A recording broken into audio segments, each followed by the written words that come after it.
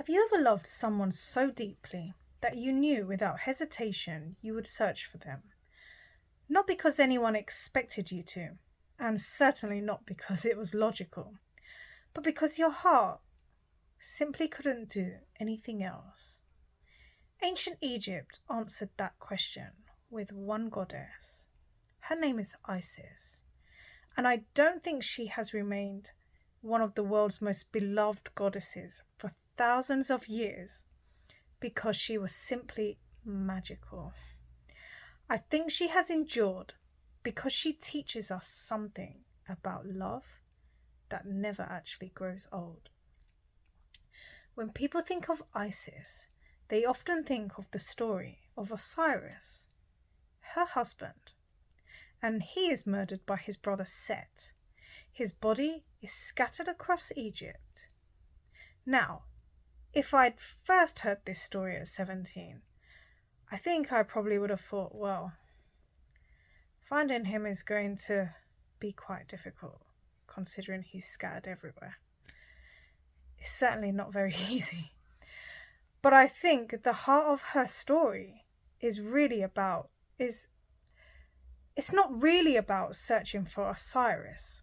I think it's about what her search actually reveals. It reveals that love isn't only something we feel. Love is something we do. Love stays. Love searches. Love protects. Love heals. Love refuses to abandon what it knows is precious. And if I'm honest, I never truly understood why Isis searched.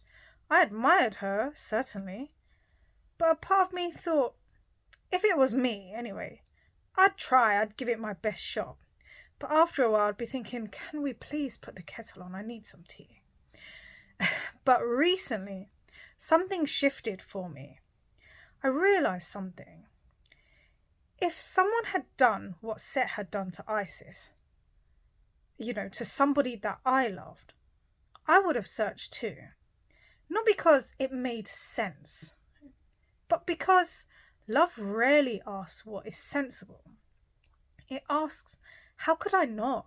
How could I not do it? And suddenly, for the first time, I actually understood Isis. I think that's why she became so loved across the ancient world. Her worship spread far beyond Egypt into Greece and Rome. Different cultures saw something of themselves in her, because every one of us knows what it means to love, to lose, to grieve, to hope, to remain devoted. Love doesn't belong to one culture. It belongs to all of us. One thing I've realised while reflecting on Isis is this. Love reveals itself through what we choose to protect, what we choose to heal, and what we refuse to abandon. We often ask ourselves, what do I love? But perhaps a better question is, what would I search for? Because our answer tells us where our heart truly lives. We live in a world that often tells us everything is replaceable. If something breaks, replace it. If something becomes difficult, walk away. But Isis tells us a very different story. She doesn't replace what she loves. She honors it. She searches for it. She gathers together its scattered pieces because some things are simply too precious to abandon. And perhaps that's why I find Isis so comforting. She doesn't feel loud or dramatic or overwhelming. She feels present, steady, compassionate, motherly. She doesn't rush grief away. She sits beside it. She reminds us that love doesn't disappear because someone is no longer physically with us. Love changes its form, but it remains. Maybe Osiris isn't the only thing Isis searched for. Maybe her story is also our story. Perhaps the scattered pieces are the parts of ourselves we've left behind. The confidence that we lost, the joy we buried, the dreams we stopped believing in, the parts of ourselves that became fragmented by grief, disappointment, or fear. Isis reminds us that healing isn't always about becoming someone new. Sometimes healing is the quiet act of gathering ourselves back together, piece by piece. I think that's why Isis still matters today.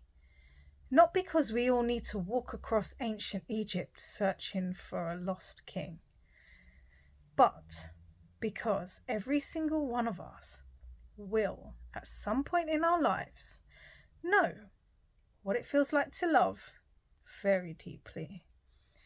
And every single one of us will be asked the same question: what is so precious that you refuse to abandon it? Perhaps Isis isn't simply the goddess of love, or even the goddess of grief. Perhaps she teaches us something even deeper: that grief is not the opposite of love. Grief is love, continuing. Love that no longer has the person or the life it longs to hold. The depth of our grief doesn't measure our weakness. It reveals the depth of our devotion. So, perhaps the real question Isis leaves us with isn't, would you have searched for Osiris?